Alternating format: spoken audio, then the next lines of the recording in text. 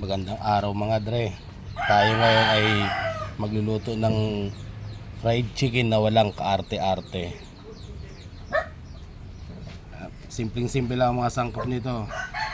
Paminta, magic sarap, at saka kalamansi. 4 na kalamansi lang. Bali itong manok na to, 1 kilo to. Pipigaan lang natin siya ng kalamansi. Walang karta nito pero masarap to mga dre. Isaan lang natin siya ng kalamansi.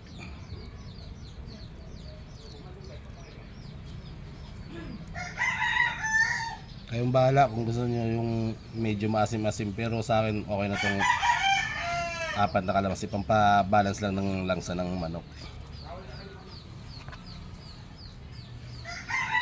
Mas masarap pa ito sa mga natitikman nyo sa kanto ng fried chicken. Napakadali lang ng gawin. Bali ang gagawin ko dito, i-marinate lang natin siya ng mga 1 oras o kahit kalahati lang, ox na yun.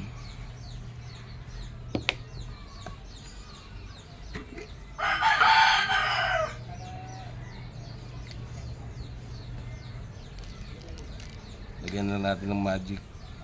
Bali ito na yung niya. Ay, may nakalimutan pala ako. Maglalagay nga pala tayo ng patis.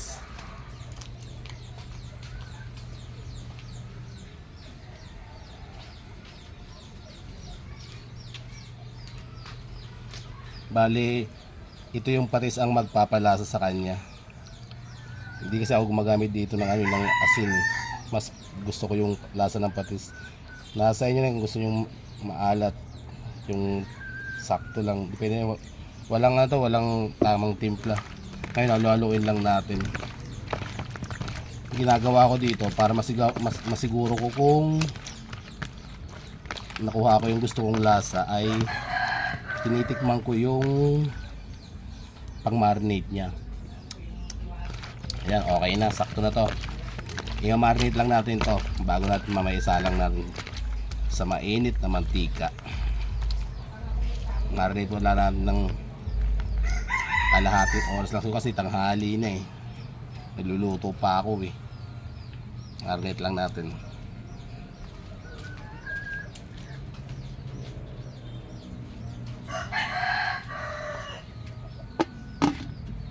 Yan, dyan na. Marinate lang natin kalahating oras.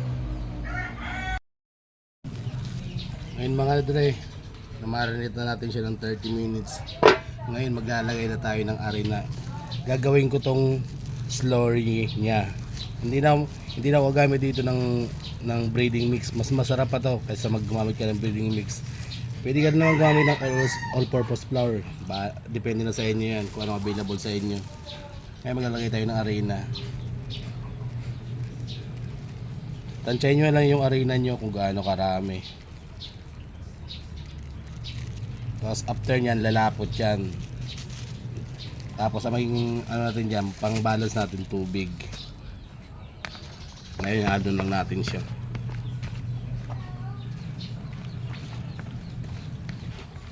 Lalapot yan, magiging slow yun. Tapos ngayon gagamit tayo ng tubig. Lalagay tayong tubig. Kunti-kunti lang lagay yung tubig, baka mas masobra naman sa labnaw. Yung tama lang yung magiging niya, para pala yung kaloob-looban ng manok malagyan.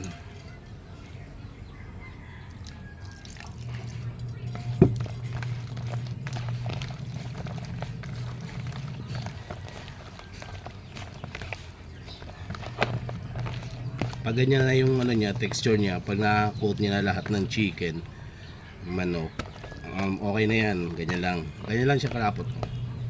Yan. Hindi siya ganun kalapot, hindi rin siya ganun kalabnaw. Sakto lang.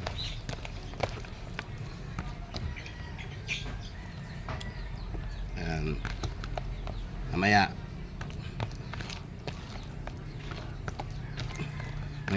salang na natin siya. Yan.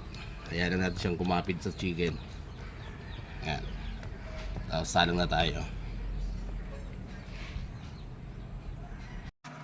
ito na mga dre, magpapainit na tayo ng mantika. Painitin lang natin mantika. Pasensya na pa kayo sa lutuan namin, medyo hindi ganun kaganda eh. Wala pa tayong budget eh, pampaayos eh. Pag nakaluwag-luwag, paayos na natin yan. Pag mainit na yung mantika, hinaan nyo lang muna yung apoy.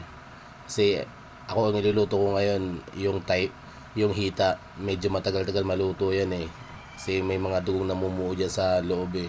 Pangit naman kayo pag may dugo-dugo pa. So hinaan lang natin ang apoy dyan. Antayin lang natin yung mag golden brown.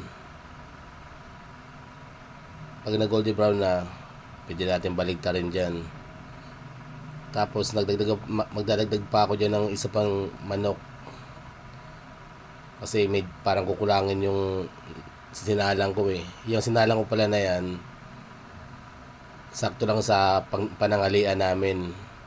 Yung iba, mamaya ko lang iluluto yan para crispy pa rin. Ayan, nagdagdag ako ng isa para pa may pampapak. Ayan, pag golden brown na, baligtarin nyo na. Ayan, nakita nyo naman, quality yung pagka golden brown nya.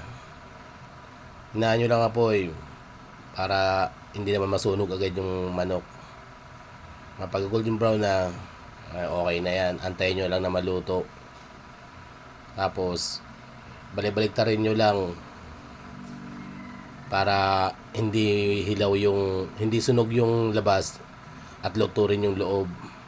Ayan, nakita nyo naman, quality na yan. Tapos ngayon, ihahango ko na yan kasi okay na yan. Ayan, hanguin na natin lahat. Ito na yung chicken mga dre. Tingnan nyo naman quality niya, no? Crispy outside. Narinig nyo bang gaano ka-crispy yan? Tapos juicy inside. Tingnan nyo na kung gaano ka-quality yan mga dre, oh. The best yan. Talo pa yung mga fried chicken sa kanto niyan. Pakasarap niyan. Quality. Crispy oh. Ang alam niyo mga crispy yan.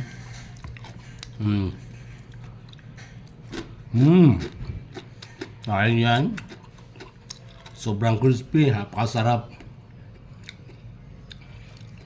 Fried chicken na walang kaarte-arte pero napakasarap niyan dre. Tataya ako pagkatao ko dito kung dito masarap. Subukan nyo rin. Please like and share my video para naman makita rin ng ibang tao. Salamat mga dre.